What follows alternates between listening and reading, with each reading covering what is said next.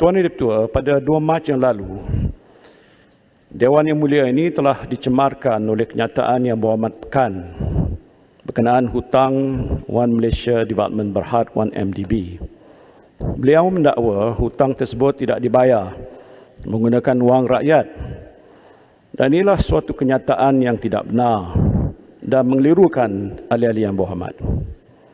Saya heran Yang Berhormat Pekan sebagai bekas Perdana Menteri dan Menteri Keuangan boleh terlupa bahawa hutang-hutang 1MDB adalah dijamin oleh kerajaan. Apabila 1MDB gagal membayar hutang-hutang termasuk faedah yang keseluruhannya berjumlah lebih 50 bilion ringgit, maka kerajaanlah yang terpaksa membayar hutang-hutang ini. Seperti mana yang telah dijelaskan oleh Yang Berhormat Menteri Keuangan di Dewan Yang Mulia ini pada 3 Mac yang lalu, setakat akhir Februari 2022, jumlah hutang 1MDB yang masih perlu dibayar adalah bernilai 38.8 bilion ringgit, merangkumi 32.3 bilion ringgit hutang prinsipal dan 6.5 bilion ringgit faedah hutang.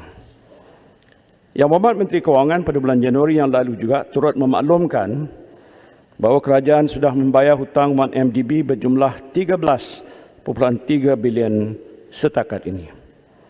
Maknanya ini duit rakyatlah. Mungkin apa yang dimaksudkan oleh Yang Berhormat Pekan ialah oleh kerana kerajaan telah berjaya merampas semula sebahagian wang dan aset 1MDB yang telah dicuri, maka gunalah wang dan aset itu untuk membayar balik hutang 1MDB.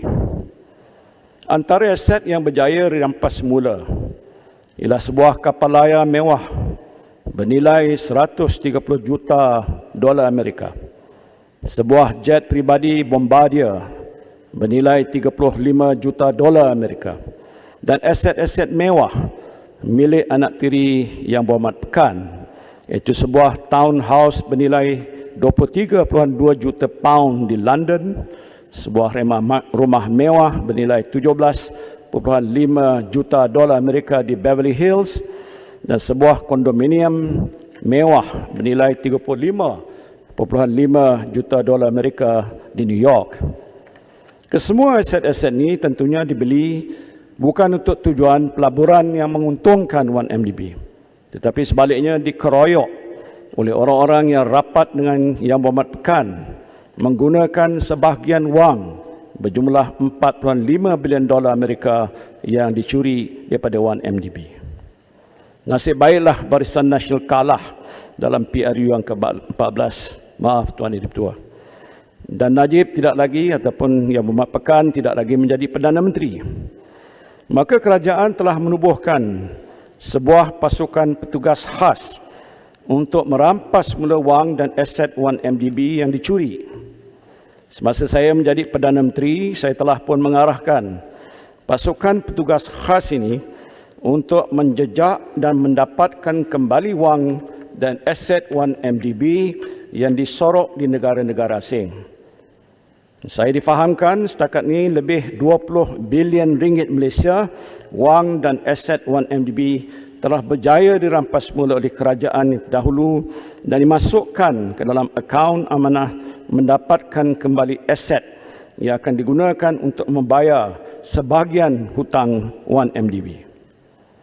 Bayangkan jika Yang Berhormat Pekan masih Perdana Menteri, saya tidak fikir dia akan menubuhkan sebuah pasukan petugas khas untuk mencari wang dan aset 1MDB yang hilang. Kerana yang menghilangkan wang dan aset itu pun dia. Jadi benarlah YB Pekan ini seorang yang cerdik berbohong. Seperti yang sudah banyak kali saya jelaskan dan tegaskan, kerosakan akan melanda negara jika integriti tidak dijadikan pegangan pemimpin yang mentadbir kerajaan. Apalagi yang kesnya terkenal seantero dunia dengan izin the biggest scandal of the century yang melibatkan rantaian penyangak keuangan global atau the plundering idiots yang mencetuskan national embarrassment.